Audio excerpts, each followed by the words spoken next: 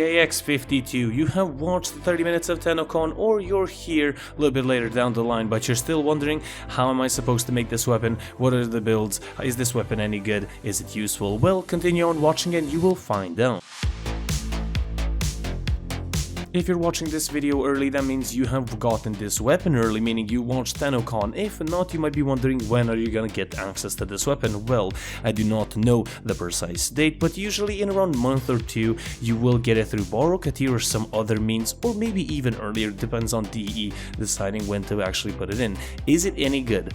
Yes, actually, it is pretty decent and really unique. Now, quickly covering the stats, has puncture damage, it has decent crit numbers, so that's all cool, fine and dandy.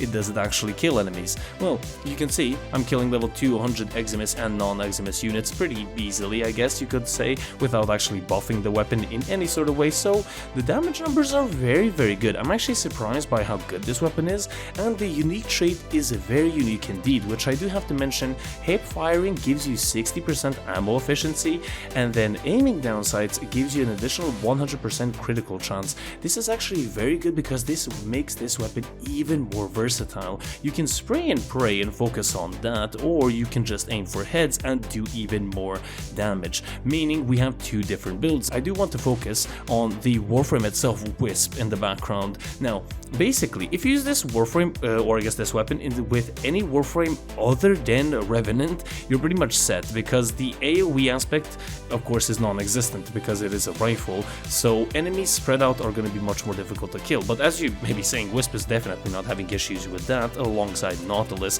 So, because of the high damage output, all you need is crowd controlling, and you get that underway, you're pretty much set to not have any troubles in Steel Path, as you might have seen, or might be seeing now, or see it somewhere.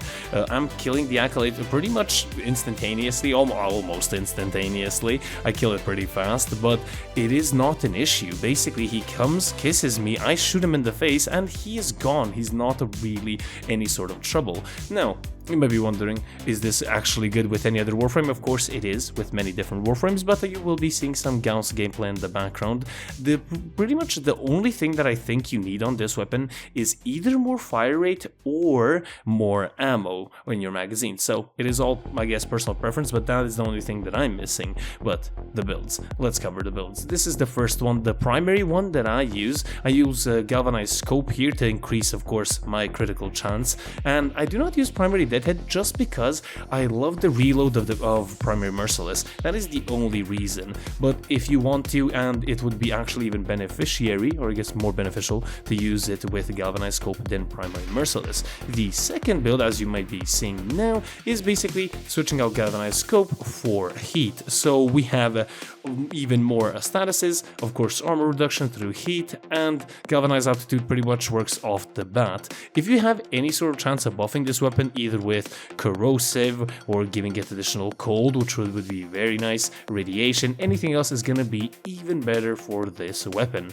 Now, that is pretty much it. In conclusion, as a weapon, this weapon is very fun and very good to use. You can use it with pretty much all of the Warframes that you can come up with.